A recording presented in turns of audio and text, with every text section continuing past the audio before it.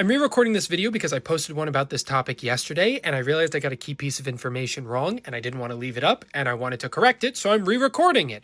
A Miami judge has said that Trump's IRS case is null and void. That means his $1.8 billion slush fund that was going to go to January 6 rioters and allies is void. His immunity for tax audits and claims is void, and this may harm Todd Blanche's ability to become Attorney General. In her 56-page ruling, she agreed with other judges who also inquired on this settlement, who also believed that there was fraud in the court. She claims that they were on the same side in this lawsuit, and you can't have a lawsuit unless there's two opposing parties, and that this whole thing was set up just to benefit Trump and his allies. Now, the key piece of information I got wrong has to do with Todd Blanche. This judge sent a copy of her order to the New York City Bar to be looked at, as well as Washington, D.C.'s Associate Attorney General.